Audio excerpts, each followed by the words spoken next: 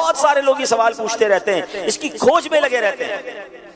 آج قیامت کس مہینے آئے گی، کس دن آئے گی، کس تاریخ آئے گی، وہ بھی میں نے بیان کرنا ہے، مگر غور سے آپ نے سننا ہے۔ ہاں، پیارے آقا علیہ الصلوۃ والسلام نے مختلف مقامات پر مختلف حدیثوں میں قیامت کی نشانیاں بیان کی۔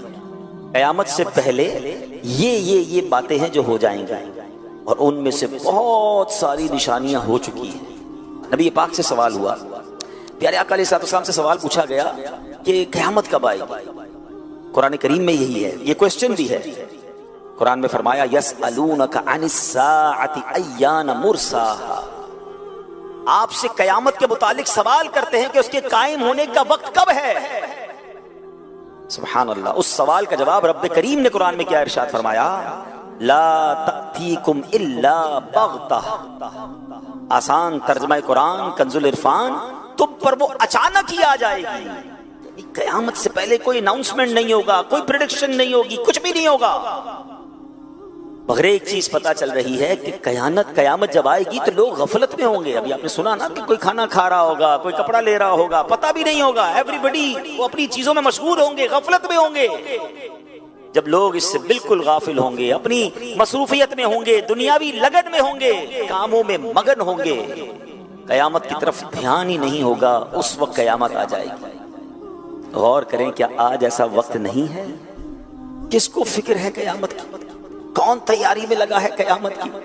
آج تو لوگ ایسے جی رہے ہیں جیسے مرنا ہی نہیں ہے۔ پلاننگز ہیں، ڈیٹیلز ہیں، شیڈیولز ہیں، کل یہ کرنا ہے، پرسوں یہ کرنا ہے، اس سال یہ ٹارگٹ اچیو کرنا ہے، 5 سال میں یہ کرنا ہے، 10 سال میں یہ کرنا ہے۔ ان سے پوچھو سب کچھ کرنا ہے، مرنا بھی ہے کہ نہیں؟ سب کچھ تیاریاں ہیں کہ اتنا کمانا ہے، یہ چیزیں حاصل کرنی ہے، دنیا کے یہ ملک دیکھنے ہیں، فلاں فلاں کام کرنا ہے، مگر اس پوری پلاننگ میں موت کہاں ہے؟ اگر بیچ میں سے مجھے اٹھا لیا گیا، میں دنیا سے چلا گیا، تو پھر کیا ہوگا؟ کیا اس کی تیاری ہے؟ قبر کی تیاری ہے، آخرت کی تیاری ہے، قیامت کی تیاری ہے؟ ساری زندگی کھیل کود، دنیا کے مزے، بڑی تعداد اس وقت دنیا میں ایسے جی رہی ہے کہ نہ آخرت کی فکر ہے، نہ قبر کی فکر ہے، نہ قیامت کی فکر ہے۔ یعنی دن کھیل کود میں گزارنا ہے، رات سونے میں گزارنی ہے، نہ نمازیں ہیں، نہ عبادت ہے، نہ تلاوت ہے، نہ خوف خدا ہے۔ دن لہو میں کھونا تجھے، شب صبح تک سونا تجھے، شرم نبی خوف خدا یہ بھی نہیں، وہ بھی نہیں، کوئی ٹینشن، کوئی فکر، کوئی خوف خدا نہیں۔ سیدنا اب آئی کچھ بزرگوں کے واقعات سنیں، ان کو قیامت کا کیسا خیال تھا۔ عبادت گزار تھے، نیکوکار تھے، مگر کس طرح لرزتے تھے، کس طرح فکر تھی انہیں اس دن کی۔ سید احمد حرب رحمت اللہ تعالی علیہ، اللہ پاک کے نیک بندے تھے، آپ ساری رات جاگتے رہتے، عبادت کرتے رہتے۔ بعض دفعہ لوگ اصرار کرتے، یعنی بار بار کہتے کہ آپ سو جائیے، کچھ دیر آرام کر لیجئے۔ آپ فرماتے جس کے لیے جہنم دہکائی جا رہی ہو، جنت سجائی جا رہی ہو، مگر وہ نہ جانتا ہو کہ اس کا ٹھکانہ کہاں ہے، جہنم میں جانا ہے یا جنت ٹھکانہ ہے، بھلا اس کو نیند کیسے آ سکتی ہے؟ اب سوچئے فکر کیسی ہے کہ یا تو جنت میں جانا ہے یا دوزخ میں جانا ہے، there is no third way، کوئی تیسرا راستہ تو نہیں ہے نا۔ دنیا سے جو بھی جائے گا یا تو جنت میں جائے گا یا جہنم میں جائے گا۔ جس کو یہ پتہ ہی نہ ہو کدھر جانا ہے، اس کی ٹینشن کا عالم کیا ہوگا۔ اتنی بڑی ہستی ہیں، مگر کہتے ہیں نیند کیسے آ سکتی ہے جس کو پتہ ہی نہیں جانا کدھر ہے، کہیں جہنم میں نہ ڈال دیا جاؤں۔ یہ تھے ہمارے اسلاف، اس طرح آخرت کی تیاری میں زندگی گزارتے تھے۔ وہ لوگ سوچیں جو بالکل غفلت میں زندگی گزار رہے ہیں، کوئی فکر نہیں ہے، نہ نمازیں ہیں، نہ عبادت ہے، بلکہ ایسے لوگوں سے آخرت کی، موت کی، قیامت کی بات کرو۔ ہو سکتا ہے اس وقت ہی کوئی میرا بیان سن رہا ہو، چونکہ یہ بیان لائیو جا رہا ہے، تو ہو سکتا ہے شیطان دل میں خیال ڈالے یا مولانا صاحب کو کیا ہو گیا ہے، کیوں قیامت کی بات کر رہے ہیں، کیوں مرنے کی بات کر رہے ہیں۔ بات کرو تو بھی ان کو برا لگتا ہے۔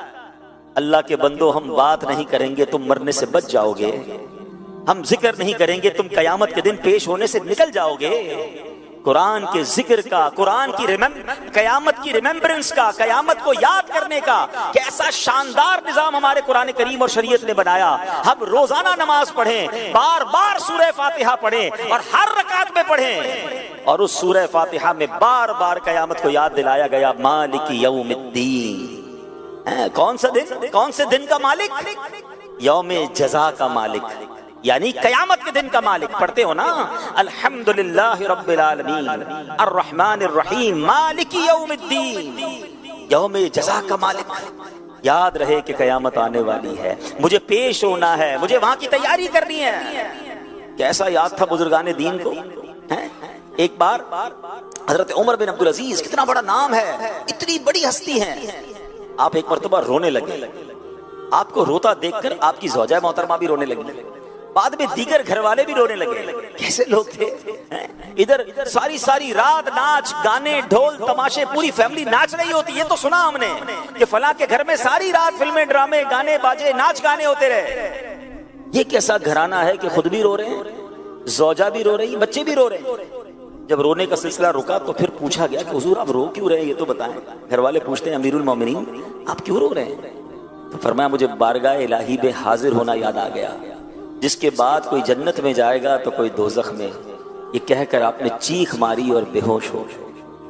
ذرا سوچئے تو صحیح کہ اگر آج یہ اعلان ہو جائے کہ آج رات کو یہ فیصلہ ہو جائے گا کہ کوئی یا تو جیل میں جائے گا یا تو کسی کو محل دے دیا جائے گا. ہر کسی کے بارے میں آج رات یہ فیصلہ ہوگا. بتائیے وہ رات کیسی گزرے گی، وہ دن کیسا گزرے گا کہ پتہ نہیں صبح میں جیل میں ہوں گا یا صبح میں محل میں ہوں گا. نہ دنیا کی جیل ایسی ہے جو جہنم کی قید ہے، وہ تو تصور ہی نہیں کی جا سکتا کتنا بڑا عذاب ہے. یا نہ دنیا کے کسی محل میں وہ آسائشیں اور برکتیں ہیں جو جنت کے خزانوں میں ہے. اتنی بڑی نعمت یا تو ملے گی یا اتنی بڑی سزا ملے گی. ایسے شخص کو کتنی کوشش کرنی چاہیے اللہ کو راضی کرنے کے لیے. ایسے شخص کو اس قیامت کے دن کی تیاری کتنی کرنی چاہیے. مگر بہت بڑی تعداد ہے جن کو فکر ہی نہیں ہے. لیکن قیامت آنی ہے، اور قیامت کے علم کو پتہ ہے کیوں چھپایا گیا. میں نے کہا تھا بیان کے شروع میں کہ آج میں آپ کو تاریخ، دن اور مہینہ بتاؤں گا، اور یہ سرکار دو عالم صلی اللہ علیہ وسلم نے بتایا ہے. نبی پاک نے قیامت آنے کا دن بھی بتایا. وہ دن تھا، دن فرمایا جمعے کا دن ہوگا. تاریخ بھی بتائی، فرمایا 10 تاریخ ہوگی. مہینہ بھی بتایا، وہ مہینہ محرم الحرام کا ہوگا. صرف سال نہیں بتایا ہے، ٹھیک ہے. 10 محرم اور جمعے کا دن ہوگا جب قیامت آئے گی. اور فرمایا کیوں نہیں بتایا؟ اس کی وجہ یہ علماء فرماتے ہیں تاکہ ہم ہر وقت ڈرتے بھی رہیں، قیامت کی تیاری میں مصروف رہیں، غافل نہ ہو جائیں. کسی سال بھی آ سکتی ہے، کسی بھی جناب مہینے میں جو بھی وہ مہینہ آنے والا ہے وہ آ سکتی ہے. ہمیں تیار رہنا ہے. آج ہم اپنے بیان میں قیامت کی کچھ نشانیوں کے بارے میں جانیں گے. ان حدیثوں سے ہمیں بہت کچھ سیکھنا بھی ہے، اور اپنی پریپریشن کو، اپنی تیاری کو، قیامت کے دن کی اللہ کی بارگاہ میں پیش ہونے کے معاملے کو اور ہم نے تیار کرنا ہے. ٹھیک ہے ہم شاید قیامت تک زندہ نہ رہیں، ہمیں نہیں پتا کہ ہماری زندگی میں ہم قیامت دیکھیں گے، کیونکہ ابھی بہت بڑی بڑی نشانیاں باقی ہیں. مگر قبروں میں جانے کے بعد اٹھایا تو جائے گا نا یوم القیامت. اس دن جب پیش کیا جائے گا، اس دن ہمارے ہاتھ میں کیا ہوگا؟ کیا سیدھے ہاتھ میں نامہ اعمال ملے گا یا الٹے ہاتھ میں دیا جائے گا؟ کیا جنتیوں کی لائن میں کھڑا کیا جائے گا یا معاذ اللہ دوزخیوں کی لائن میں کھڑا کیا جائے گا؟ کیا نبی پاک کے ہاتھوں جام کوثر ملے گا یا پیاسے ہی رہ جائیں گے؟ کیا اللہ کے عرش کا سایہ ملے گا یا دھوپ میں کھڑے رہ جائیں گے؟ یا ان خوش نصیبوں میں ہوں گے جنہیں نبی پاک اپنے ساتھ جنت میں لے جائیں گے؟ سوچئے تو صحیح کیسا منظر ہوگا. اس دن کی تیاری کرنی ہے. اور کئی مقامات پر قرآن مجید فرقان حمید میں، حدیثوں میں ہمیں بتایا گیا ہے کہ اس دن کی تیاری میں لگ جاؤ. اس دن ذلیل و رسوا نہیں ہونا ہے. اعلیٰ حضرت امام اہل سنت نے بڑی پیاری پیاری دعائیں اپنے اشعار میں لکھی، اور کئی بہت سارے مقامات پر ہمیں جھنجھوڑا بھی ہے، ہمیں سمجھایا بھی ہے کہ اس دن کی تیاری کر لو، کہیں اس دن پشیمان نہ ہو جائیں، اس دن مارے نہ جائیں. ہم آج شب جمعہ ہے، اللہ کی بارگاہ میں دعا کرتے ہیں یا اللہ ہمیں قیامت کی رسوائی سے بچائیو، قیامت کی پریشانی سے بچائیو. میرے مولا قیامت کی پیاس سے بچانا، قیامت کی گھبراہٹ سے بچانا. اے اللہ جن خوش نصیبوں کو تیرے عرش کا اور نبی پاک کے پرچم کا سایہ نصیب ہو جائے، ان خوش نصیبوں میں ہمیں بھی شامل فرما لے. یا الہی گرمی محشر سے جب بھڑکے بدن، دامن محبوب کی ٹھنڈی ہوا کا ساتھ ہو. یا الہی محشر میں شورے دار و گیر، امن دینے والے پیارے پیشوا کا ساتھ ہو۔ جب نامہ اعمال کھلیں گے ہماری بے شرمیاں، بے حیائیاں، چھپ کر کیے ہوئے گناہ وہ سب کھل جائیں گے۔ اللہ سے دعا کرتے ہیں اللہ اس دن بھی ہمارے عیب چھپائی رکھنا۔ یا الہی رنگ لائیں جب جب میری بے باکیاں، ان کی نیچی نیچی نظروں کی حیا کا ساتھ ہو۔ یا الہی جب حساب خندہ بے جار لائے، چشم گریان شفیع مرتجا کا ساتھ ہو۔ آمین آمین یا رب العالمین۔ اس دن کی تیاری کرنی ہے، اس دن کا ٹارگٹ یہ ہونا چاہیے کہ مجھے جنتیوں کی لائن میں کھڑا ہونا ہے۔ انشاءاللہ ایسی زندگی گزار کر جاؤں کہ نامہ اعمال سیدھے ہاتھ میں دیا جائے، اس دن چہرہ سیاہ نہ پڑ جائے، اس دن نامہ اعمال کھلے تو شرمندگی کا سامنا نہ ہو جائے۔ اے میرے پیارے اسلامی بھائیو، آئیے اب نبی پاک کی کچھ حدیثیں سنیں جس میں سرکار دو عالم صلی اللہ علیہ وسلم نے قیامت سے پہلے کیا کیا ہونا ہے بیان فرمایا۔ صحابی رسول حضرت ابو موسیٰ اشعری رضی اللہ تعالیٰ عنہ سے روایت ہے، رسول اکرم نور مجسم صلی اللہ تعالیٰ علیہ وسلم نے فرمایا قیامت سے پہلے فتنے یوں اٹھیں گے جیسے رات میں تاریکی چھا جاتی ہے، اس وقت آدمی صبح کو مومن مگر شام کو کافر ہوگا، شام کو مومن اور صبح کو کافر ہوگا۔ اس دور میں بیٹھا شخص کھڑے ہوئے سے، کھڑا ہوا چلنے والے سے، اور چلنے والا دوڑنے والے سے بہتر ہوگا۔ یعنی پیارے اسلامی بھائیوں بتایا کہ ایک نشانی یہ ہے کہ فتنوں کی کثرت ہوگی، اتنی کثرت ہوگی، اللہ اکبر۔ اب یہ نشانی کیسے نظر آ رہی ہے؟ پوری آب و تاب سے یہ نشانی پوری ہوتے ہوئے نظر آ رہی ہے۔ کتنے فتنے ہیں، اللہ اکبر۔ کہیں لا دینیت کا فتنہ ہے، کہیں جناب اسلام کے خلاف سازشیں ہو رہی ہیں، کہیں مسلمانوں کو غیر مسلم بنانے کی پلاننگ ہو رہی ہے، مسلمان بچوں کے دین و ایمان پر کہیں اسکول کالجز میں نصاب کے ذریعے حملے ہو رہے ہیں، دہریت کو پھیلایا جا رہا ہے، معاذ اللہ۔ کہیں اسلام کا نام لینے والے ختم نبوت کے بارے میں جناب لوگوں کا ذہن خراب کرنے کی کوشش کر رہے ہیں، کہیں ایسے ہیں جو کلمہ تو پڑھتے ہیں مگر صحابہ کے خلاف باتیں کرتے نظر آ رہے ہیں، کہیں ایسے ہیں جو کلمہ پڑھتے ہیں مگر اہل بیت اطہار کے خلاف بات کرتے نظر آ رہے ہیں۔ اللہ اکبر۔ اسلامی لبادہ ہے، بات قرآن و حدیث کی کر رہے ہیں اور ایمان پر ڈاکہ ڈالنے کی کوشش ہو رہی ہے۔ گویا ہر طرف سے فتنوں کا انبار ہے اور ہم ہیں کہ غفلت میں جی رہے ہیں، ٹینشن ہی کوئی نہیں ہے، سب کی سننی ہے، سب کے پاس بیٹھنا ہے، سب سے دوستی لگانی ہے۔ ارے جناب کوئی مسئلہ نہیں، مسئلہ ہے۔ قیامت سے پہلے آقا فرماتے ہیں حال کیا ہوگا؟ کوئی صبح کو مومن ہوگا، شام کو کافر ہوگا، شام کو مومن ہوگا، صبح کو کافر ہوگا۔ یعنی ہر طرف سے ایمان کے ڈاکو ڈاکے ڈال رہے ہوں گے۔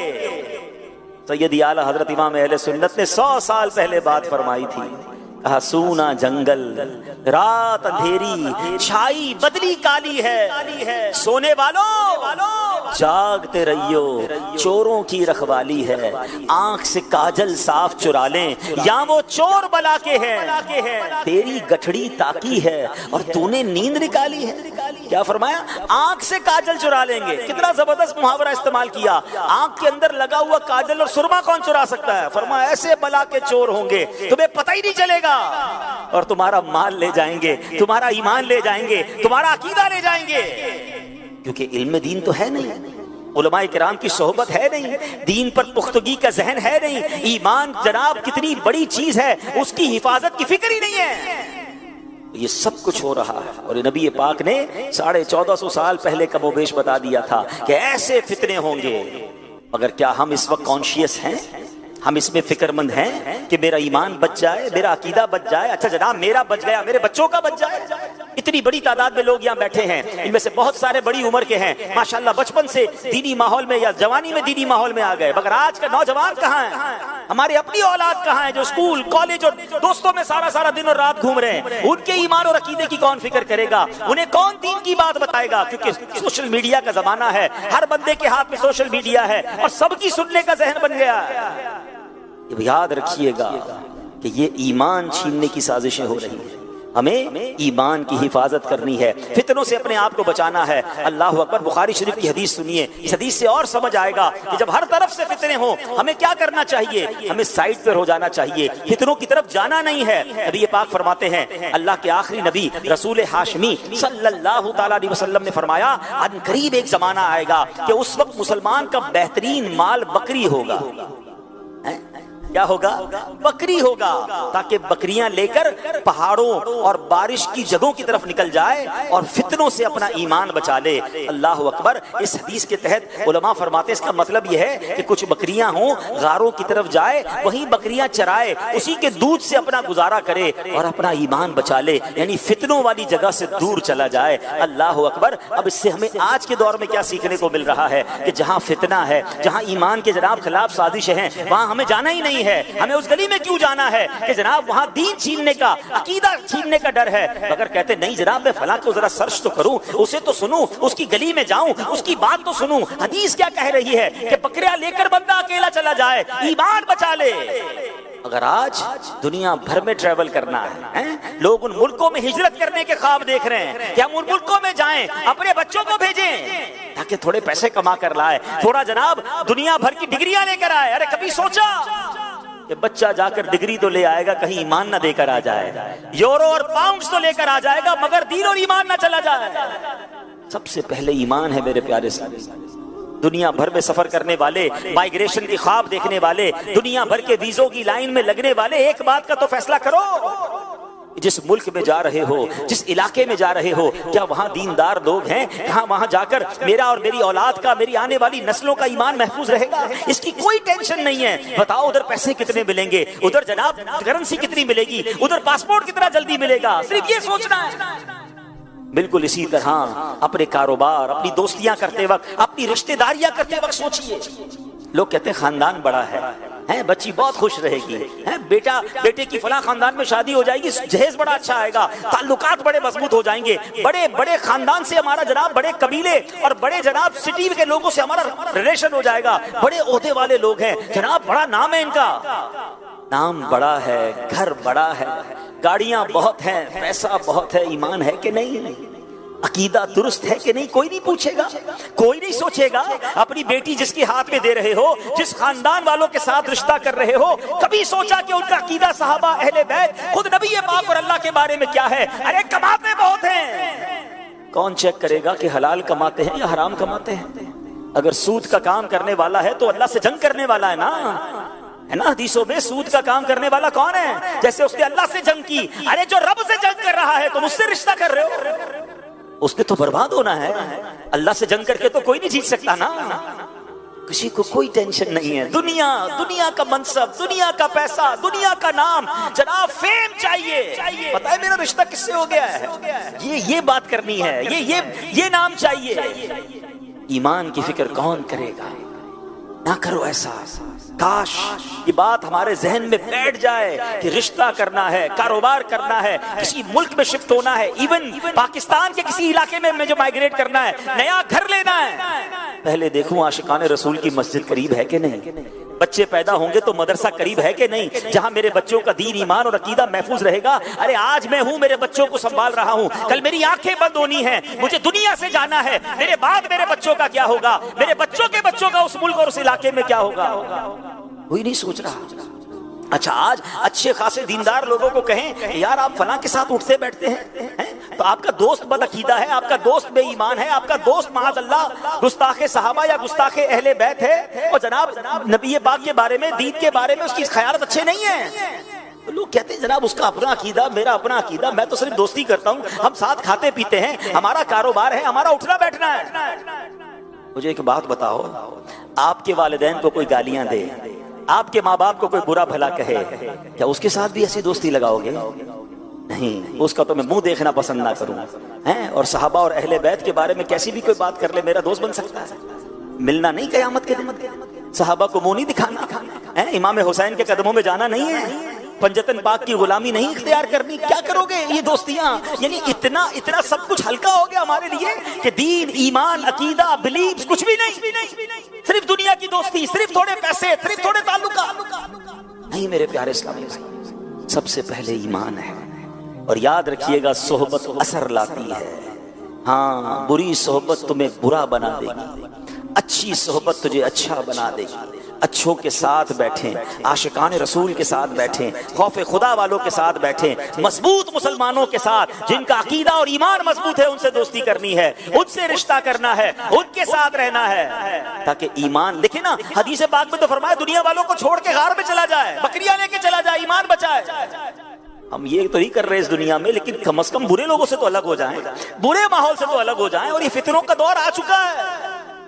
ہمیں نہیں پتا کہ ہمارے گھر میں، ہماری فیملی میں سب کے پاس موبائل ہے، کون اپنے موبائل پر کیا دیکھ رہا ہے اور کس طرح اس کا ایمان چھینا جا رہا ہے. سونے والو جاگتے رہیو، چوروں کی رکھوالی ہے. خدا کی قسم اس پرفتن دور میں دعوت اسلامی ایک ایسی چھتری ہے، ایک ایسی امبریلا ہے. کاش میں اپنے فیملی، اپنے بچے، اپنے گھر والوں کو لے کر بس اس ماحول کی، اس خوبصورت چھتری کے، امیر اہل سنت کے فیضات کی چھتری کے نیچے آ جاؤں کہ میرا بھی ایمان بچ جائے، میرے بچوں کا ایمان بھی بچ جائے، یہ اسی ماحول میں پلے بڑھے، میری نسلیں بھی یہی رہیں تاکہ کسی طرح آنے والی نسلوں کے ایمان پر بھی کوئی ایمان کا ڈاکہ نہ ڈال سکے. یہ کرنا کس کی ذمہ داری؟ ہم سب کی ذمہ داری ہے. ہم یہ تو فکر کرتے ہیں کہ جناب گھر بچا رہے، پیسے بچ جائیں، اپنی پراپرٹی محفوظ رہے، ہر چیز کی حفاظت کی فکر کرتے ہیں. سب سے پہلے ایمان کی حفاظت کی فکر کرنی ہوگی. اے میرے پیارے اسلامی بھائیوں، قیامت کی یہ نشانی ہمارے درمیان ہے، ہمیں سوچنا ہوگا. آئیے ایک اور قیامت کی نشانی سنتے ہیں. بخاری شریف کی حدیث ہے، رسول ذیشان مکی مدنی سلطان صلی اللہ علیہ وسلم نے فرمایا قیامت کی نشانیوں میں سے ہے علم اٹھ جائے گا، جہالت عام ہو جائے گی. اللہ اکبر! کیا یہ نشانی نہیں آ گئی ہے؟ کیسا علم اٹھ گیا ہے؟ حقیقی علم کہاں ہے؟ کون قرآن پڑھ رہا ہے؟ کون قرآن کا ترجمہ اور تفسیر پڑھ رہا ہے؟ کتنے لوگ ہیں جو حدیث کا علم جانتے ہیں؟ کتنے لوگ ہیں جو کتابوں سے دوستی رکھتے ہیں؟ آج کس کے پاس ٹائم ہے جناب؟ ساری رات سوشل میڈیا پہ گزارنے کے لیے وقت ہے. موبائل ہاتھ میں دے دو، بیٹری ختم ہو جائے گی، پیکج ختم ہو جائے گا. موبائل چھوڑنے کے لیے تیار نہیں ہے. لوگوں کی آنکھیں اور کان خراب ہونے لگ گئے ہیں، اتنا موبائل استعمال کرنا ہے. مجھے تھوڑے عرصہ پہلے ایک صاحب ملے، اربوں پتی ہیں جناب، بیرون ملک میں رہتے ہیں. ان کے ہاتھ پہ پٹی بندھی ہوئی تھی. تو میں نے کہا خیریت تو ہے، کیا ہو گیا؟ کہا ڈاکٹر نے بتایا میرا اتنا موبائل فون کا یوزیج ہے کہ میرے جو انگوٹھے ہیں اور میری جو یہ شہادت کی انگلی ہے اس پہ جناب درد ہونے لگ گیا ہے. تو پتا چلا اس نے مجھے نئی بات بتائی اور میں نے بھی بات پہ غور کیا. بات تو ٹھیک کہہ رہا ہے انگوٹھا جو ہے نا رب نے کیوں بنایا ہے؟ اس کا بہت زیادہ یوز نہیں ہے. آپ دیکھیں ہمارے پورے دن میں ہمارے انگوٹھے کا پہلے اتنا استعمال نہیں ہوتا تھا، مگر جب سے موبائل آیا ہے ہر وقت جس نے موبائل یوز کرنا ہے سب سے زیادہ جو استعمال ہو رہے ہیں وہ تھمز استعمال ہو رہے ہیں. کہتے ہیں میرے تھمز میں درد ہونے لگ گیا. پتا چلا کہ اس کے ساتھ کوئی نس ہے، وہ اس کو پرابلم آنے لگ گئی ہے. انہوں نے منع کر دیا ہے مجھے موبائل فون کو، اب میں دوسری انگلیوں سے موبائل فون یوز کر رہا ہوں. یعنی اتنا یوزیج ہو گیا ہے کہ لوگوں کی باڈی کے اندر چینج آنے لگ گیا ہے. انسان اس موبائل کے ساتھ، گیجٹس کے ساتھ اتنا یوز ٹو ہو گیا ہے. لیکن قرآن کے ساتھ، علم کے ساتھ، دین کے ساتھ، شریعت کے ساتھ بیسکس آف دین نالج نہیں، دین کی نالج نہیں پتا ہے. نماز پڑھ رہے ہیں، نماز کے فرض کتنے نہیں پتا، نماز کی شرائط کتنی نہیں پتا. اچھا وضو روز کر رہے ہیں تو وضو کے فرائض نہیں پتا. مسلمان بالغ ہو گیا، اب غسل کرنا ضروری ہے، اب جب بھی اس کو غسل کی ضرورت ہے واجب ہو گیا غسل تو پراپر غسل نہیں کرے گا تو جناب پاک نہیں ہوگا. غسل کے فرائض نہیں پتا. گھر میں کسی کی میت ہو جائے جنازہ پڑھنا نہیں آتا، میت کو غسل دینا نہیں آتا. جو بیسکس ہیں، میں بہت ڈیپلی نالج کی بات ہی نہیں کر رہا. قرآن پڑھنا ہے، تلفظ درست نہیں ہے، مخارج ٹھیک نہیں ہے. اور جناب دنیا بھر کی نالج ہے، دنیا بھر کے سافٹ ویئر ہیں، ساری رات موبائل پر بیٹھنا ہے. اب تو موبائل تھک جاتا ہے، بتاتا ہے کتنا یوز کر لیا ہے. اتنا ٹائم اس کے لیے ہے، دنیا کے لیے ہے، گھومنے پھرنے کے لیے، اسپورٹس کے لیے ہے، سیاست کے لیے ہے. ٹائم نہیں ہے تو علم کے لیے نہیں ہے. بتاؤ نا یہ قیامت کی نشانی کیسے پوری ہوتی جا رہی ہے کہ علم اٹھ جائے گا اور جہالت عام ہو جائے گی. قرآن مجید فرقان حمید میں بنی اسرائیل کے وہ لوگ جو گمراہ ہوئے، ان کو ایمان نصیب نہیں ہوا، اس کے بارے میں قرآن کیا فرماتا ہے؟ ریزن کیا بیان کیا قرآن نے؟ ایک سبب بیان کیا، وَمِنْهُمْ أُمِّيُّونَ لَا يَعْلَمُونَ الْكِتَابَ إِلَّا أَمَانِيَّ۔ آسان ترجمہ قرآن کنز العرفان، اور ان میں کچھ ان پڑھ ہیں جو کتاب کو نہیں جانتے مگر زبانی پڑھ لینا یا کچھ اپنی من گھڑت، یعنی پتا چلا کتاب سے جاہل ہونا، مثلا قرآن کریم نہ سیکھنا، حدیثیں نہ سیکھنا، عاشقان رسول علماء کرام کی کتابوں کی بجائے بس سنی سنائی باتوں پر چلتے رہنا، اسی کو علم و تحقیق کا معیار بنا لینا، یہ بھی ایک طرح کی جہالت ہے جو گمراہی کا سبب بن جاتی ہے۔ اللہ اکبر، آج یہ بات عام ہے، دین سارے کا سارا عربی زبان میں ہے، مگر حالت یہ ہے عربی کی ایک الف بھی نہیں آتی، قرآن کریم جو عربی زبان میں ہے، حدیثیں جو عربی زبان میں ہیں، پڑھنی نہیں آتی، لوگ بس جناب سوشل میڈیا پر لگے ہوئے ہیں۔ اب تو جناب یہ عالم ہے کہ کسی کو کتاب پڑھ کر ریفرنس کے ساتھ حدیث بتاؤ کہ جناب اس ریفرنس کے ساتھ یہ حدیث ہے، کہتا ہے میں گوگل پر جا کر سرچ کروں گا، میں پہلے جا کر وہاں جا کر سرچ کروں گا۔ ارے جناب بتاؤ یہ سافٹ ویئر بنانے والے کون ہیں؟ کیا یہ مسلمان ہیں؟ بہت سارے ایسے سافٹ ویئر ہیں جہاں اسلام کی معلومات لو تو غلط لوگوں کی کتابیں، بے دین لوگوں کی کتابیں، معاذ اللہ قرآن پاک تحریف شدہ قرآن میں چینج کر کے وہ ڈالے گئے سوشل میڈیا پہ تاکہ آج کا نوجوان قرآن سرچ کرے تو کچھ اور نظر آ جائے۔ اللہ اکبر، یہ بھی خیال نہیں ہے کہ سرچ بھی کرنا ہے تو جناب کون سی ایسی ویب سائٹس ہیں، کون سے ایسے سوشل میڈیا پلیٹ فارمز ہیں جہاں مجھے اوتھینٹک اور صحت مند اور بالکل مستند مواد ملے گا، جہاں سے مجھے عاشقان رسول علماء کی کتابیں پڑھنے کو ملیں گی؟ نہیں جناب، جو سرچ کر کے گوگل نے بتا دیا، جو سرچ کر کے مسئلہ مل گیا، اب پتا چلا کہ مفتی صاحب سے نہیں پوچھنا ہے، انٹرنیٹ سے پوچھنا ہے کہ بتاؤ آج میں نے نماز میں کیا پڑھنا ہے، بتاؤ میرے ساتھ یہ معاملہ ہو گیا ہے، اور جو جواب آ گیا اس پر عمل کرنا ہے۔ اللہ اکبر، اتنا دین سستا کر دیا، اس طرح دین کے ساتھ ہم کیوں کر رہے ہیں؟ نہیں میرے پیارے اسلامی بھائیوں، ہم نے قرآن سنا کہ بنی اسرائیل کے جو لوگ گمراہ ہوئے ان کی ایک وجہ یہ تھی کہ ان کے پاس کتاب کا علم نہیں تھا، ان پڑھ تھے، اور جناب انہوں نے سنی سنائی باتوں کو اور جہالت کی باتوں کو آگے بڑھایا۔ ہمیں مستند علماء سے مربوط ہونا ہے، ہمیں تلاوت قرآن کرنی ہے، ہم نے حدیثیں پڑھنی ہے، ہم نے کچھ نہ کچھ اپنے آپ کو علم دین کی طرف لانا ہے۔ قیامت کی اس نشانی سے جو ہر طرف پھیلتی جا رہی ہے، ہم نے یہ سبق لینا ہے کہ ہم نے جاہلوں میں سے نہیں بلکہ علم دوست لوگوں میں سے ہونا ہے۔ آج کل لوگ ایک جملہ کہا کرتے ہیں کہ جناب فیملی میں ایک ڈاکٹر ہونا چاہیے، خاندان میں ایک وکیل ہونا چاہیے، سچ بتاؤں فیملی میں ایک عالم دین ہونا چاہیے۔ ہاں، خوش نصیب ہے وہ فیملی، خدا کی قسم خوش نصیب ہے وہ باپ جس کا بیٹا عالم ہے، جس کی بیٹی عالمہ ہے، خوش نصیب ہے وہ باپ جس کے گھر میں کوئی ایک حافظ قرآن ہے۔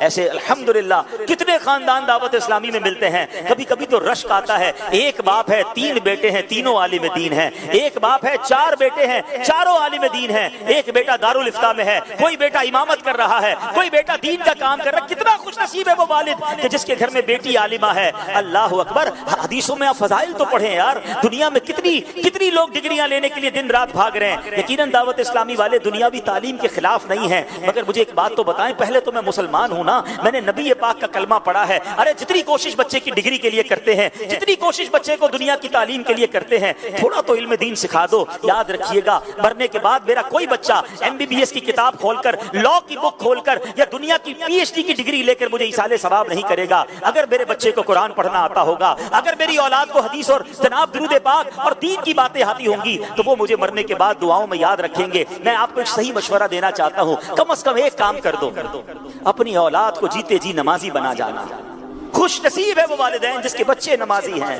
بعد میں آپ کے بچے بے شک الگ سے آپ کے لیے دعا کریں نہ کریں، اگر میرا بیٹا نمازی ہے، میری بیٹی نمازی ہے، سنو جب وہ نماز پڑھیں گے نا، وضو کے عالم میں قبلہ رو ہو کر اللہ کی بارگاہ میں اتحیات میں بیٹھ کر روزانہ فجر میں میرے لیے دعا کریں گے، ربنا اغفر لی ولوالدی وللمؤمنین یوم یقوم الحساب۔ جب ظہر کی نماز پڑھیں گے، جتنی بار قاعدہ اخیرہ میں بیٹھیں گے، پھر میرے قبلہ رو بیٹھیں گے، پھر باوضو ہوں گے، میرا بیٹا میرے لیے دعا کر رہا ہوگا، ہوگا میرے اللہ میرے مرحوم والد کو بخش دے. جب وہ عصر پڑھے گا دعا کرے گا, مغرب پڑھیں گے دعا کریں گے, عشاء پڑھیں گے, جتنی رکعتوں میں قاعدہ آخرہ کریں گے, ہر بار والدین کے لیے دعا ہو رہی ہے. ارے اس سے بڑھ کر باپ کو کیا چاہیے, اس سے بڑھ کر ماں کو کیا چاہیے کہ بچہ نمازیں پڑھی جا رہا ہے اور قبر میں اس کے لیے ثواب کے تحفے پہنچ رہے ہیں کہ تیرا بیٹا تیرے لیے دعا کر رہا ہے, تیری بیٹی دعا کر رہی ہے. نہیں نہیں, آج ہمیں نمازوں کی کہاں فکر ہے. ارے ماں باپ خود نماز نہیں پڑھ رہے, ان کو کیا فکر کہ فجر کی نماز بچوں نے پڑھی کہ نہیں, ظہر پڑھی کہ نہیں, عصر پڑھی کہ نہیں, جناب پیسے کتنے لایا,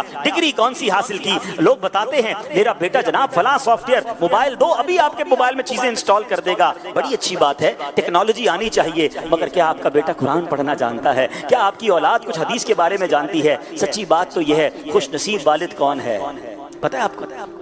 والد کا حق ہے کہ مرنے کے بعد اس کا جنازہ اس کا بیٹا پڑھائے. ہے کتنا کتنا خوش نصیب ہوگا وہ والد کہ اس کا جنازہ ہو اور اس کا بیٹا اس کا جنازہ پڑھائے. آتا ہو نا پڑھانے, اس قابل ہو کہ وہ جنازہ پڑھائے, والد کو کاندھا دے, سنت کے مطابق قبر میں اتارے. ماں کا انتقال ہو تو بیٹی اسے غسل دے. بتائیے ایسی اولاد کر لی تیار ہم کہ ہمارے جانے کے بعد ہماری اولاد ہمارا جنازہ پڑھا سکے, ہماری اولاد ہمیں قبر میں اتار سکے, ہماری اولاد ہمیں ایصال ثواب کر سکے. پلیز علم دین کی طرف آئیے, خود بھی آئیے, اپنی اولاد کو بھی لائیے, اپنے گھر والوں کو بھی لائیے. سبحان اللہ. پھر دیکھیں دعوت اسلامی کا ماحول, کیا علم دین پھیلانے کا کام کیا, کتابیں لکھی گئیں, مدارس بنائے گئے, جامعۃ المدینہ بنائے گئے, آن لائن مدرسے اور جامعات بنا دیے. دنیا بھر میں جو لوگ مجھے سن رہے ہیں, آپ پریکٹیکلی کسی مدرسے میں نہیں جا سکتے, پریکٹیکلی ذرا فزیکلی نہیں جا سکتے, فیضان آن لائن اکیڈمی آپ کے لیے موجود ہے.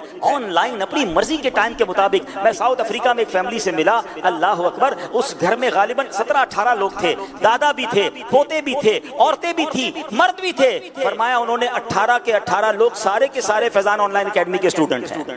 ہم سب کلاس پڑھتے ہیں, کوئی نہ کوئی کورس ہمارے گھر میں ہر کوئی کر رہا ہے. سبحان اللہ. یہ بھی تو پاسبل ہے نا, موبائل سب کو دلا دیا, موبائل سب کے پاس ہے. یہ تو شاید ہزاروں لوگ کہیں گے کہ جب میں گھر پہ جاتا ہوں گھر کے سارے افراد موبائل یوز کرتے ہیں, گھر کے سارے افراد انٹرنیٹ یوز کرتے ہیں. کتنا مزہ آئے کوئی والد کہے کہ میرے گھر کے سارے افراد آن لائن قرآن پڑھتے ہیں, میرے گھر کے سارے افراد عالم دین بن رہے ہیں اور وہ آن لائن کورسز کر رہے ہیں. آپ کی دعوت اسلامی نے قیامت کی اس نشانی میں کہ جب جہالت پھیل رہی ہے علم اٹھایا جا رہا ہے, اللہ سلامت رکھے امیر اہل سنت کو, علم پھیلانے کا کیا شاندار انتظام کیا. خود یہ مدنی چینل دیکھیے, ہم ٹی وی کھولتے تھے جناب, کبھی ناچ ہے, کبھی گانے ہیں, کبھی فلمیں ہیں, کہیں ڈرامے ہیں, کہیں بے حیائی ہے. اللہ اکبر. میڈیا کی تاریخ میں ایک ایسا چینل آیا کہ جناب جب بھی مدنی چینل کھولیں, جب مدنی چینل کھولیں, کچھ دیر کے لیے ہی مدنی چینل دیکھ لیں, کچھ نہ کچھ علم دین سیکھنے کو مل رہا ہے, کوئی نیکی کی بات سیکھنے کو مل رہی ہے, عشق رسول کی بات ہو رہی ہے, کبھی حمد باری تعالیٰ ہے, کبھی تلاوت قرآن ہے, کبھی نعت خوانی ہے. اللہ اکبر. ایسا چینل مل گیا کہ جس کو دیکھتے جائیں تو عشق رسول میں اضافہ ہونے لگ جاتا ہے. الحمدللہ ذرائع ہیں, آج کے دور میں بھی ہیں. ہم اس سے فائدہ حاصل کرنے والے بنے, اس سے مستفیض ہونے والے بنے. اب آئیے ایک اور حدیث سنتے ہیں. قیامت کی نشانیاں تو بہت ساری ہیں, ظاہر ہے آج کے ایک بیان میں ساری نشانیاں تو نہیں بیان کر سکوں گا, مگر جو بیان کرتا جا رہا ہوں اور اس کے تحت جو مدنی پھول سن رہے ہیں اس کو اپنے دل کے مدنی گلدستے میں سجاتے جائیے. اب جو نشانی بیان کرنے جا رہا ہوں نا, یہ بھی بڑی بہت زیادہ عام ہو گئی ہے. نبی پاک علیہ الصلوۃ والسلام فرماتے ہیں, بخاری شریف کی حدیث ہے, حضرت ابو ہریرہ رضی اللہ تعالیٰ عنہ, حضرت ابو ہریرہ رضی اللہ تعالیٰ عنہ حدیث کے راوی ہیں. اللہ پاک کے آخری نبی محمد عربی صلی اللہ تعالیٰ علیہ وسلم نے فرمایا, لوگوں پر ایک ایسا زمانہ آئے گا کہ آدمی کو اس بات کی کوئی پرواہ نہ ہوگی کہ اس نے مال حلال ذریعے سے حاصل کیا یا حرام ذریعے سے. مشہور مفسر قرآن مفتی احمد یار خان نعیمی رحمۃ اللہ تعالیٰ علیہ اس حدیث کی شرح میں فرماتے ہیں, یعنی آخر زمانے میں لوگ دین سے بے پرواہ ہو جائیں گے, پیٹ کی فکر میں ہر طرح پھنس جائیں گے, آمدنی بڑھانے, مال جمع کرنے کی فکر کریں گے, ہر حرام و حلال لینے پر دلیر ہو جائیں گے, جیسا کہ آج کل عام ہے. اللہ اکبر. ذرا غور کیجئے, یہ قیامت کی نشانی تو سب آنکھوں سے دیکھ رہے ہیں. ٹینشن کس کو ہے؟ رشوت لے رہا ہے کوئی سود لے رہا ہے, کوئی ناپ تول میں کمی کر رہا ہے. جو ملازم ہیں وہ نوکری نوکری کرتے ہوئے ڈنڈی مار رہے ہیں، آتے نہیں مگر حاضری لگاتے ہیں، دیر سے آتے ہیں مگر پہلے کا ٹائم لگاتے ہیں، کسی طرح باہر کام سے جاتے ہیں تو زیادہ ٹائم گزار کر آتے ہیں، پھر کوئی بہانہ لگاتے ہیں۔ یاد رکھیے ملازم کو بھی اپنا وقت پورا دینا ہوگا، اگر بغیر کسی شرعی مجبوری کے یا شرعی اجازت کے جناب اس نے وقت کم دیا اور اس کی باقاعدہ پورے مسائل ہیں، ہو سکتا ہے اس کی روزی بھی حرام ہو جائے، جھوٹ بول کر جناب چھٹیاں لی جا رہی ہیں، کتنے ایسے معاملات ہیں کسی کو ٹینشن نہیں ہے جناب کس طرح حرام کمانے کا ذہن بن گیا ہے۔ اب موبائل فون پر طرح طرح کی اسکیمیں ہیں، کوئی سوچ نہیں رہا کہ میں اس کو کلک کروں گا، جناب کوئی کہتا ہے اس کو کلک کر دو، اس ایپلیکیشن پر اتنے پیسے ڈالو اتنے مل جائیں گے۔ ایک بار بھی دماغ میں خیال نہیں آتا کہ یہ حلال ہے یا حرام ہے، کسی مفتی صاحب سے تو پوچھ لوں، بس پیسے آئیں گے نا، بڑھ جائیں گے نا، بس بتاؤ کیسے آئیں گے۔ ہر طرف ایک ہی شور ہے کہ کیسے پیسے ملے، اسکیمیں چل رہی ہیں، کسی کو کوئی ٹینشن نہیں ہے۔ سود کا نیا نام کر کے، سود کی نئی پیکنگ کر کے طرح طرح کی کمپنیاں مارکیٹ میں آ گئیں، کسی کو ٹینشن نہیں۔ کاروباری لوگوں سے بولو جھوٹ کیوں بولتے ہو، کہتے ہیں میں اکیلا کیوں نہ بولوں، پوری مارکیٹ جھوٹ بولتی ہے، میرا مال کیسے بکے گا؟ ارے بھائی ملاوٹ کیوں کرتے ہو؟ ارے صرف اکیلا تھوڑی کر رہا ہوں، سارے ملاوٹ کر رہے ہیں، کسی کو ٹینشن نہیں۔ اور یہی تو قیامت کی نشانی نبی پاک نے فرمائی نا، مال کی فکر ہوگی، کوئی نہیں سوچے گا کہ حلال سے کما رہا ہے یا حرام سے کما رہا ہے۔ اے حرام کمانے والو یاد رکھیے، جس کے پیٹ میں حرام کا لقمہ جاتا ہے نا، 40 دن تک اس کی دعائیں قبول نہیں ہوتی، عبادتیں قبول نہیں ہوتی۔ لوگ کہتے ہیں کہ یار دعا قبول نہیں ہو رہی، ٹینشن ختم نہیں ہو رہی، برکت نہیں ہو رہی، گھر میں ٹینشنیں بہت ہیں، پیسے بہت ہیں، سکون نہیں ہے۔ سوچو تو صحیح، حلال ہے یا حرام ہے؟ آپ اپنے بچوں کو کوئی حرام تو نہیں کھلا رہے؟ ایک بار حضرت موسیٰ علیہ نبینا علیہ الصلوۃ والسلام نے ایک شخص کو دیکھا، رو رو کر اللہ کی بارگاہ میں دعا کر رہا تھا، یا اللہ یا اللہ یا اللہ پکار رہا تھا رب۔ حضرت موسیٰ تو کلیم اللہ ہے، اللہ کی بارگاہ میں عرض کی، یا اللہ اس کی دعا قبول کر لے، اتنا رو رہا ہے۔ ارشاد باری ہوا، اے موسیٰ یہ اتنا روئے کہ روتے روتے مر جائے، اتنے ہاتھ اٹھائے کہ اس کے ہاتھ آسمان کو چھو جائے، میں نے اس کی دعا قبول نہیں کرنی۔ عرض کی مولا کیا وجہ ہے، اتنا رو رہا ہے، اس کی دعا قبول کیوں نہیں ہوگی؟ ارشاد ہوا، اے موسیٰ یہ جو کھاتا ہے وہ حرام ہے، یہ جو پہنتا ہے وہ حرام ہے، کما لو حرام، اگر اللہ ہی ناراض ہو گیا تو کیا کریں گے اس پیسے کا؟ شفا تو رب نے دینی ہے نا، پیسے تمہارے پاس ہوں اور بیماریاں گھر میں ہوں، پیسہ بہت سارا ہو، سکون بھی تو رب نے دینا ہے، سکون ہی چلا گیا تو کیا کرو گے؟ یہی پیسہ قبر میں آگ بن گیا تو کیا کرو گے؟ شیطان دماغ میں خیال ڈالتا ہے تھوڑے حرام کما لو، تھوڑے جھوٹ بول کر کما لو، پھر صدقہ دے دیں گے، خیرات کر لیں گے، غریبوں کی مدد کر لیں گے۔ یہ شیطان نے بڑا خطرناک بار کھیلا ہے، لوگ سمجھتے ذرا برابر ہو جائے گا، نہیں ہوگا برابر، یاد کر لو اللہ پاک ہے اور پاک مال ہی قبول فرماتا ہے، حرام کا صدقہ قبول نہیں۔ اللہ کو ہمارے صدقوں کی ضرورت تھوڑی ہے، لوگ کہتے ہیں میں غلط کام کرتا ہوں مگر غریبوں کی بڑی مدد کرتا ہوں، اللہ کو کوئی ضرورت نہیں ہے آپ کی اس نیکی کی۔ آپ حرام کما کر رب کو ناراض کر رہے ہیں، حلال تھوڑا بھی ہو اللہ اس میں کیسی برکت ڈالتا ہے۔ آئیے میں آپ کو ایک واقعہ سناتا ہوں۔ ملا جیون رحمت اللہ تعالیٰ علیہ ایک بڑے عالم تھے، مغلیہ سلطنت کے، اپنے زمانے کے مجدد اورنگزیب عالمگیر کے استاد تھے رحمت اللہ تعالیٰ علیہ۔ ایک مرتبہ اورنگزیب عالمگیر نے اپنے استاد کی گھر پر دعوت کی، گھر پر بلایا، بڑی عزت سے پیش آئے، بادشاہ بھی تھے اور استاد صاحب آئے تھے، یعنی بادشاہ کے استاد تھے آپ، مگر بادشاہ نے 2 آنے، تونی کہتے تھے اس زمانے میں، تونی جو ہے ملا جیون کو دے دی، حالانکہ بادشاہ تو بہت سارا مال دے سکتا تھا۔ تو اب اس زمانے میں، اب آج کے دور میں تو آنے نہیں ہیں، مطلب 1 روپے میں 16 آنے تھے، 1 روپے کے 16 آنے بنتے تھے، اس میں سے 2 آنے دیے اپنے استاد صاحب نے، کچھ نہیں کہا، چلے گئے۔ تھوڑے عرصے بعد اورنگزیب کو پتا چلا کہ ملا جیون تو بڑے پیسے والے ہو گئے، مالدار ہو گئے، حیران ہوا کہ استاد صاحب تو بڑے غریب سے تھے اور اتنے پیسے کیسے آ گئے، بڑا مطلب انہوں نے نیا گھر بھی بنا لیا ہے، بڑے امیر ہو گئے۔ تو ملا جیون کے پاس اب بادشاہ خود گئے، تو ملا جیون کہتے ہیں کہ آپ نے جو مجھے 2 آنے دیے تھے نا، اس میں اللہ نے بڑی برکت ڈال دی، دیکھو میں کتنا امیر ہو گیا۔ وہ شاگرد تھے اور بادشاہ بھی تھے، کہتے استاد صاحب میں آپ کو بتاؤں یہ پیسے میں نے آپ کو کون سے والے دیے؟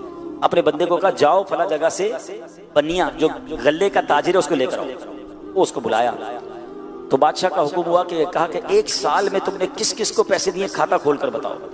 وہ پیسے بتاتا رہا کہ میں نے پورے سال کا حساب دیا، اس نے کہ فلاں جگہ اتنے پیسے دیے، فلاں بندے کو اتنے دیے، فلاں سے اتنے لیے، کرتے کرتے اس کے رجسٹر میں ایک پیج آیا، وہ کہتا ہے کہ 2 آنے میں نے کسی کو دیے ہیں۔ کہا کس کو دیے بتاؤ؟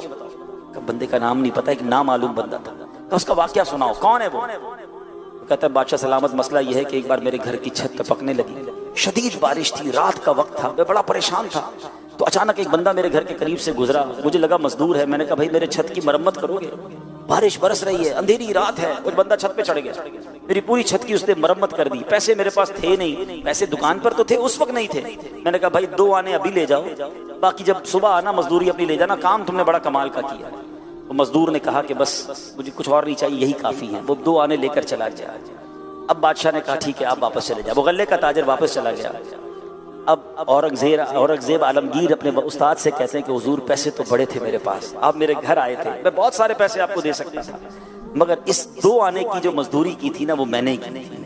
میں ایک دن رات کو گزرا تھا, میں نے دیکھا بندہ پریشان ہے, گھر کی چھت ٹپک رہی ہے, میں چھت پر چڑھ گیا, اس کی چھت بنا دی. اور جب اس نے مجھے آفر کی تو میں نے 2 آنے لے لیے. استاد صاحب مجھے یاد تھے یہ 2 آنے سچے حلال کے ہیں. میں نے کہا آپ اتنی بڑی ہستی ہیں, میں اپنے بادشاہ والے خزانے سے آپ کو پیسے نہیں دینا چاہتا تھا, میں نے وہ حلال طیب 2 آنے آپ کو دے دیے. استاد صاحب یہ جو 2 آنے میں آپ کو اللہ نے برکت دی ہے نا, یہ اتنی ساری عمارت, اتنے سارے آپ کو جو پیسے مل گئے, یہ حلال روزی کے کمائے ہوئے تھے. اے میرے پیارے اسلامی بھائیوں, پتہ یہ چلا تھوڑے پیسے ہوں, حلال سے کمانے والے ہوں, اللہ پاک اس میں بھی برکت ڈال دیتا ہے. آپ حلال کی طرف توجہ دیں. یہ نہ سوچیں مارکیٹ کیا کر رہی ہے, یہ نہ سوچیں باقی لوگ کیا کر رہے ہیں. لوگ کہتے ہیں میں حلال کماؤں گا تو آگے بڑھ ہی نہیں سکوں گا. نہیں, برکت حلال ہی میں ہے. آپ اپنی نیت کر لیں کہ میں نے حرام روزی کی طرف نہیں جانا, کیونکہ قیامت کی نشانیوں میں سے یہ بتایا گیا کہ بندہ اس بات کی فکر ختم کر دے گا کہ حلال سے آ رہے یا حرام سے آ رہے. پہلے فکر پیدا کرے. ذرا سوچے نا, کتا ہے نا,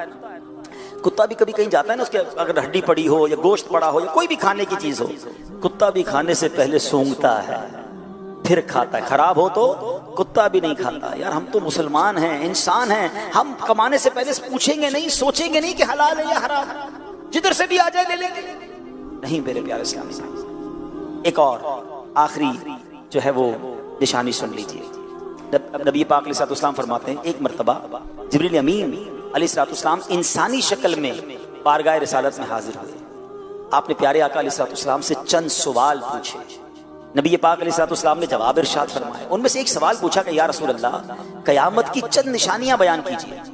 پیارے آقا علیہ السلام نے ایک نشانی بتاتے ہوئے فرمایا, ان تلد الامۃ ربتہا, یعنی قیامت کی نشانیوں میں سے ایک نشانی یہ ہے کہ عورت اپنے آقا کو جنم دے گی. عورت اپنے آقا کو جنم دے گی. علماء کرام نے اس کا مطلب یہ بتایا. اب دیکھیں یہ علماء کرام کتنی کمال کی ہستیاں ہیں. ہم جیسا نارمل آدمی حدیث پڑھے تو سمجھ ہی نہیں آتی کہ عورت آقا کو کیسے جنم دے. لوگ کہتے خود ہی قرآن پڑھ لو, خود ہی حدیث پڑھ لو, کیا ضرورت ہے علماء کی. ارے علماء نہیں ہوں گے تو سمجھائے گا کون ہمیں, اس کو انٹرپریٹ کون کرے گا, اس کی شرح کون بیان کرے گا. اس ایک حدیث کا معنی دیکھیں کہ شاندار انداز میں شارحین نے لکھا. علماء کہتے ہیں قرب قیامت جب ہوگی تو ماں باپ کی قدر بالکل نہیں ہوگی. اولاد اپنے والدین پر ایسے حکم چلائے گی کہ والد غلام ہوگا, ماں غلام ہوگی, جیسے اولاد آقا ہے. اس کا مطلب یہ ہے کہ بچے ماں باپ کے آقا بن جائیں گے اور ماں باپ کو غلام بنائیں گے. سچ بتاؤ کہ آج یہ حال نہیں ہو گیا؟ ماں باپ سے کس طرح اولاد بات کر رہی ہے. آج بڑے ہو کے بوڑھے ماں باپ کو بچہ بیٹا کہتا ہے ابو آپ کو نہیں پتا, بیٹی کہتی ہے امی آپ کو کیا معلوم, خاموش بیٹھے ہیں, آپ کو زمانے کے بارے میں نہیں پتا. بیٹا کہتا ہے میرے پیسے ہیں, میں نے کمائے ہیں, ابو آپ نے کیا کیا میرے لیے. آج اصول یقین مانیے علماء نے کتابوں میں لکھا, حدیثوں کی شرح کے تحت لکھا کہ ماں باپ کا ادب یہ ہے کہ بیٹا باپ کے آگے ایسے رہے جیسے غلام آقا کے آگے رہتا ہے. بیٹا ہر وقت اس فکر میں رہے اور تیار رہے کہ آقا کا حکم ہوگا تو غلام کی طرح اپنے والد کی خدمت کروں. حق تو یہ ہے بیٹے کے اوپر والد کا, مگر بدقسمتی یہ ہے کہ آج بوڑھا باپ بیٹے کا غلام بنا ہوا ہے. ایسا حال نہیں کیا اولاد نے. آج باپ کو کہتے میرے پاس ٹائم نہیں ہے, آج باپ بیٹے سے کہتا ہے بیٹا تھوڑے پیسے دے دو, بیٹا کہتا ہے ٹائم نہیں ہے, بیٹا میرا فلاں کام کر دو, ابو میرے پاس ٹائم نہیں ہے, اپنی فکر خود کرو, میں نہیں کرتا تمہارے لیے. اللہ اکبر, اس اولاد کو مرنا نہیں ہے, اللہ کو جواب نہیں دینا. اس طرح اپنے والدین کے ساتھ حال کیا گیا ہے. سنیے قرآن مجید فرقان حمید میں کس واضح انداز میں والدین کے حقوق بیان ہوئے. اللہ قرآن میں فرماتا ہے انشکر لی ولی والدیکا, انشکر لی ولی والدیکا, کہ میرا اور اپنے والدین کا شکر ادا کرو. اللہ نے اپنا شکر ادا کرنے کے ساتھ ساتھ والدین کا شکر ادا کرنے کا فرمایا. ایک مقام پر ارشاد فرمایا وَقَضَىٰ رَبُّكَ أَلَّا تَعْبُدُوا إِلَّا إِيَّاهُ وَبِالْوَالِدَيْنِ إِحْسَانًا, اور تمہارے رب نے حکم فرمایا کہ اس کے سوا کسی کی عبادت نہ کرو اور ماں باپ کے ساتھ اچھا سلوک کرو. ذرا غور کیجئے مقام کتنا بلند ہے ماں باپ کا. اللہ پاک نے حکم دیا اے بندو میرا شکر ادا کرو, میری عبادت کرو, ساتھ ہی اسی حکم کے ساتھ ایک اور حکم جوڑ دیا، فرمایا میرے شکر کے ساتھ والدین کا شکر بھی ادا کرو، میری عبادت کے ساتھ ساتھ والدین کے ساتھ نیک سلوک کرو۔ اس سے معلوم ہوا جس طرح اللہ پاک کی عبادت سے منہ پھیرنا بڑی محرومی ہے، یوں ہی والدین کی بے ادبی کرنا بھی بہت بڑا گناہ ہے۔ اعلیٰ حضرت امام اہل سنت تحریر فرماتے ہیں باپ کی نافرمانی اللہ جبار و قہار کی نافرمانی ہے، اور باپ کی ناراضی اللہ جبار و قہار کی ناراضی ہے۔ آدمی ماں باپ کو راضی کرے تو وہ اس کے لیے جنت ہے، اور ناراض کرے تو وہی اس کے لیے دوزخ ہے۔ جب تک باپ کو راضی نہ کرے گا ان کا کوئی فرض، کوئی نفل، کوئی نیک عمل اصلاً یعنی بالکل مقبول نہیں۔ عذاب آخرت کے علاوہ دنیا ہی میں جیتے جی سخت بلا یعنی شدید آفت نازل ہوگی، مرتے وقت معاذ اللہ کلمہ نصیب نہ ہونے کا خوف ہے۔ اے میرے پیارے اسلامی بھائی غور کیجیے آج کیا حال ہے۔ آج ماں باپ کے ساتھ جو برا سلوک کر رہے، خدا کے واسطے ایسا نہ کریں، مارے جائیں گے، برباد ہو جائیں گے۔ ایک جملہ یاد کر لو، جس سے اس کے ماں باپ راضی ہیں نا اس کو ترقی سے، کامیابی سے کوئی روک نہیں سکتا۔ جس کے اس کے ماں باپ ناراض ہیں نا اس کو بربادی سے کوئی نہیں روک سکتا۔ خدا اپنے ماں باپ کی قدر کیجیے، پوچھو ان سے جن کے ماں باپ چلے گئے۔ ہاں آج ماں باپ سے بات کرنی ہو تو قبرستان جانا پڑتا ہے۔ آپ خوش نصیب ہو آپ کے ساتھ والدین ہیں۔ ارے ماں باپ ہاتھ اٹھائیں طوفان ٹل جاتے ہیں، بلائیں ٹل جاتی ہیں، بڑے بڑے پہاڑ راستے سے ہٹ جاتے ہیں۔ کتنی مشکلیں آپ کے ساتھ، کتنی پریشانیاں، کیوں نہیں بیٹھتے ماں باپ کے قدموں میں؟ کیوں نہیں کہتے ان کو ہاتھ اٹھاؤ؟ پوچھو ان سے جن کے ماں باپ چلے گئے۔ مشکل سر پہ آتی ہے، بندے کو یاد آتا ہے ماں ہوتی تو دعا کرواتا، والد ہوتا تو میں اس سے دعا کرواتا۔ ارے آج تمہارے پاس تمہارے ماں باپ ہیں، بیٹھو ان کے قدموں میں، کرواؤ دعائیں، تمہارے مشکلیں کیسے آسان ہوں گی۔ حضرت موسیٰ علیہ نبینا علیہ الصلوۃ والسلام ایک بار چلتے چلتے آپ کو کچھ تھکاوٹ محسوس ہوئی، آپ نے اللہ پاک کی طرف آپ چاہ رہے تھے کہ سفر آسان ہو جائے، اللہ پاک نے وحی بھیجی، اے موسیٰ قریب ایک پہاڑ ہے وہاں تشریف لے جائیے، اس غار میں ایک شخص ہوگا وہ آپ کے لیے سواری کا انتظام کر دے گا۔ حضرت موسیٰ اللہ کے نبی ہیں، کلیم اللہ ہیں، اللہ چاہتا تو ہوا کے ذریعے آپ کو سفر کروا دیتا، خود سواری کا انتظام فرما دیتا، آپ کو ایک بندے کے پاس کیوں بھیجا؟ آپ غار میں جاتے ہیں، اس شخص کے پاس جا کر کیسی گئے تو اس شخص نے ابھی آپ کو پہچانتا بھی نہیں تھا، آپ نے فرمایا مجھے سواری چاہیے۔ اس شخص نے فوراً بادل کو حکم دیا، اے بادل نیچے آؤ۔ بادل نیچے آیا اور آپ نے فرمایا اس بادل کو شخص نے حکم دیا کہ ان کو ان کی منزل تک پہنچا دو۔ سبحان اللہ، حضرت موسیٰ اس بادل پر سوار ہوئے اور حضرت موسیٰ حیران ہوئے، اور جناب وہ سفر کمپلیٹ ہو گیا۔ آپ نے اللہ کی بارگاہ میں عرض کی مولا یہ بندہ کون ہے جس کی دعا سے بادل نیچے آیا، بادل نے مجھے منزل تک پہنچا دیا۔ سنیے اللہ کی بارگاہ سے ارشاد ہوا، اے موسیٰ یہ اپنی ماں کا فرما بردار ہے، اس نے اپنی ماں کی بڑی خدمت کی ہے۔ جب آخری وقت آیا نا تو اس کی ماں نے اس کو دعا دی تھی، بیٹا میں تم سے راضی ہوں، اللہ پاک بھی تم سے راضی ہو۔ اللہ فرماتا ہے موسیٰ میں اس سے راضی ہو گیا ہوں۔ اللہ نے فرمایا موسیٰ میں اس سے راضی ہوں۔ اب اگر یہ بندہ دعا کرے کہ یا اللہ سرخ پہاڑ کو سیاہ کر دے یا سیاہ کو سرخ بنا دے، اے موسیٰ میں اب اس کی یہ دعا بھی قبول کر لوں گا۔ ماں راضی تھی نا، رب بھی راضی ہو گیا، اور جب رب راضی ہو گیا پھر تمہارے کام سیدھے ہو جانے ہیں۔ جس کو دیکھو کوئی بیمار ہے، کوئی قرضے میں ہے، کوئی ٹینشن میں ہے، کوئی پرابلم میں ہے، ہر طرف دوڑے ہو دعائیں کروانے۔ ارے ماں گھر میں بیٹھی ہے اس کی دعا لے لو نا، والد گھر میں ہے جاؤ نا اس کے پاس، پیر دبائیے ان کی خدمت کیجیے، معافی پہلے تو مانگیے ان سے۔ کتنی بلند آواز میں باتیں کی ہیں، کتنا جھاڑا ہے اپنے ماں باپ کو، کتنا برا بھلا کہتے ہو۔ دوستوں کے لیے ٹائم ہے، والد کے لیے ٹائم نہیں ہے۔ خدا کی قسم ثواب کا انبار ہے تمہارے گھر میں۔ حدیث پاک کے الفاظ ہیں جو بیٹا جو اولاد اپنے ماں باپ کو محبت کی نگاہ سے دیکھے، حدیث پاک کا مضمون ہے، نبی پاک فرماتے ہیں جو اولاد اپنے ماں باپ کو محبت کی نگاہ سے دیکھے اللہ مقبول حج کا ثواب عطا فرماتا ہے۔ اللہ اکبر۔ صحابی رسول نے پوچھا وَإِن نَظَرَ كُلَّ يَوْمٍ 100 مرة، یا رسول اللہ کوئی 100 بار دن میں دیکھ لے۔ ارے ماں باپ تو گھر میں ہے نا، جتنی بار چاہے دیکھے۔ اللہ اکبر۔ نبی پاک نے کیا فرمایا؟ اللہ اکبر و اطیب، اللہ بہت بڑا اور پاک ہے، یعنی کوئی 100 بار دیکھے اللہ 100 حج کا ثواب عطا فرماتا۔ تمہارے گھر میں اتنا بڑا ثواب موجود ہے، اب مجھے بتاؤ دیکھنے پر حج کا ثواب ہے، پیر دبانے پر کتنا ثواب ہوگا؟ ویل چیئر چلانے پر کتنا ثواب ہوگا؟ ان کے لیے دوائی لانے پر کتنا ثواب ہوگا؟ ماں اور ابو کے لیے ان کی من پسند کبھی باہر سے کھانا لانے کا کتنا ثواب ہوگا؟ رات کو ان کی پکار پر کھڑے ہو کر لبیک کہنے کا کتنا ثواب ہوگا؟ ذرا سوچو تو صحیح، وہ بیٹیاں جو ماں کی خدمت نہیں کر رہی، ارے یہی بوڑھے ماں باپ ہیں جنہوں نے ہماری گندگیاں صاف کی ہیں، یہی وہ بوڑھے ماں باپ ہیں جنہوں نے انگلی پکڑ کر ہمیں چلایا ہے۔ آج ان کو چلنے کی ضرورت ہے، تم دور جا رہے ہو، آج ان کو تمہاری ضرورت ہے، تمہارے پاس ٹائم نہیں ہے۔ وہ کہتے ہیں نا کہ 2 ماں باپ مل کر 11 10 بچے سنبھال لیتے ہیں، 11 بچوں سے مل کر 2 ماں باپ نہیں سنبھالے جاتے۔ خدا کے واسطے یہ مت کرو، یہ تمہارے لیے بہت بڑی نیکی ہے۔ یہ پھر کہتا ہوں بڑے خوش نصیب ہو تمہارے جس کے پاس ماں باپ ہے۔ یو آر سو لکی۔ پوچھو ان سے جن کی ماں چلی گئی، جن کے والد چلے گئے، دل چاہتا ہے بات کرنے کو، صحیح بتاؤ؟ میری باتیں بعد میں آپ کو یاد آئیں۔ ماں باپ سب سے زیادہ پتہ ہے کب یاد آتے ہیں؟ کہ جب کوئی اللہ پاک بہت بڑی خوشی دے دے نا، کوئی بڑی نعمت دے دے، کوئی گھر مل جائے، کوئی چیز اچیو ہو جائے، پھر یاد آتی ہے کہ ماں ہوتی نا تو دیکھتی کتنا خوش ہوتی۔ آج اللہ نے یہ عزت دی ہے، آج اللہ نے یہ نعمت دی ہے، مگر والد نہیں ہے، ہوتا دیکھتا تو کتنے خوش ہوتے۔ دولت کا ہے انبار مگر تیری کمی ہے، پھر بڑے یاد آتے۔ دوسرے پتہ کس موقع پر یاد آتے؟ جب کوئی مشکل آ جائے، کوئی پریشانی آ جائے، کوئی طوفان آ جائے، کوئی سر پر بلا پڑ جائے، پھر بہت یاد آتے ہیں ماں باپ۔ کاش ماں ہوتی تو میں ماں کے پاس جاتا، کہتا ماں پھنس گیا ہوں، ماں فلاں مشکل میں ہوں، ہاتھ اٹھا دے، اور ماں ہاتھ اٹھا کر دعا کرتی، سینے لگاتی، طوفان ٹل جاتا۔ والد صرف یہ کہہ دیتا تھا نا کہ بیٹا گھبرا نہیں، میں ہوں۔ یہی بہت تھا، خدا کی قسم یہ بہت ہے۔